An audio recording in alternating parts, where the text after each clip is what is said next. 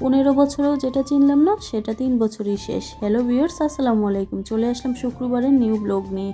কে কোথা থেকে দেখছেন অবশ্যই কমেন্টসে জানাবেন। তো আজকে শুক্রবারে সকাল সকাল বাজার করেছিল ওর বাবা, তো সেগুলি আমি আপনাদের সাথে শেয়ার করছি।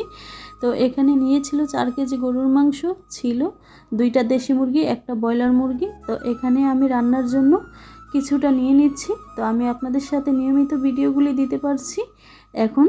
তো আর কি এই ফ্রেশ সবজিগুলিও নিয়ে আসছে, তো সেগুলিও আমি আপনাদের সাথে শেয়ার করে দিচ্ছি।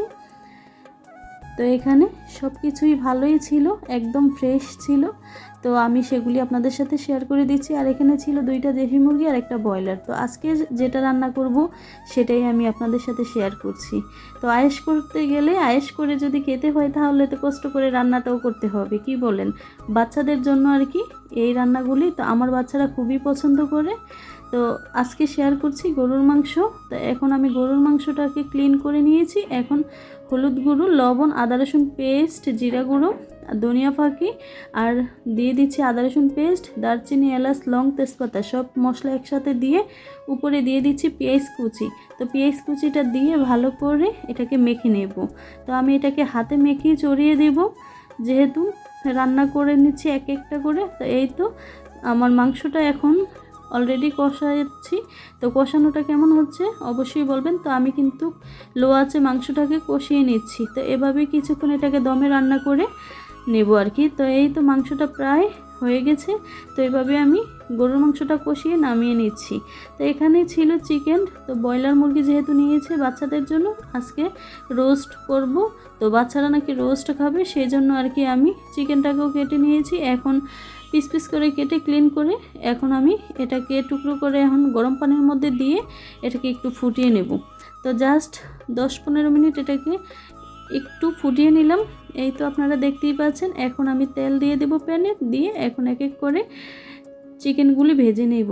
তো আমার চিকেনগুলি অলরেডি ভাজা হয়ে গেছে। এখন আমি দিয়ে দেব পেঁয়াজ কুচি। তো এখানে আমি 1 কাপ পরিমাণ পেঁয়াজ দিয়েছি, দিয়ে এখন এটাকে ভালো করে এটাকে ভেজে নেব। তো ভাজার পর জাস্ট কিছুক্ষণ ভাজার পর দারচিনি, এলাচ, লং, তেজপাতা, আদা রসুন পেস্ট দিয়ে মশলাটা একটু ভেজে নিচ্ছি।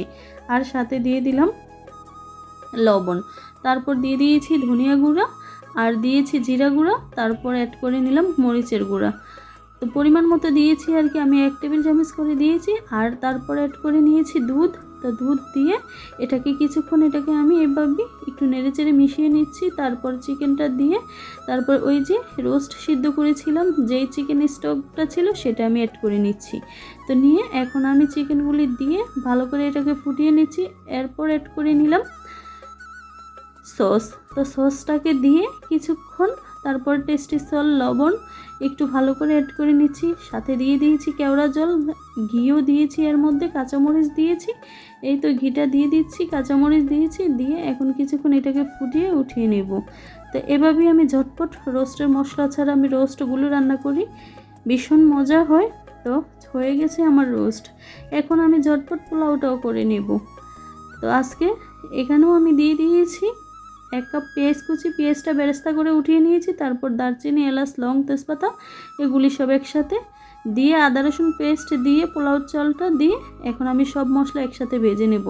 সাথে অ্যাড করে নিলাম লবণ। তো লবণটাও দিয়ে দিয়েছি, দিয়ে এখন ঝটপট কিছুক্ষণ পোলাও চালটা ভেজে নিচ্ছি। তো ভেজে এখন টেস্টি চাল উপর থেকে দিয়ে দিয়েছি কাঁচামরিচ, আর দিয়েছি কেওড়া জল।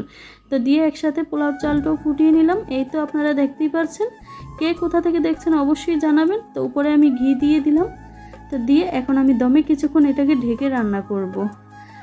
তো কিছুক্ষণ এটাকে আমি দমে ঢেকে রান্না করেছি। তারপর ওই তো বেরেস্তাটা তুলে রাখছিলাম সেটা এখন আমি অ্যাড করে দিচ্ছি।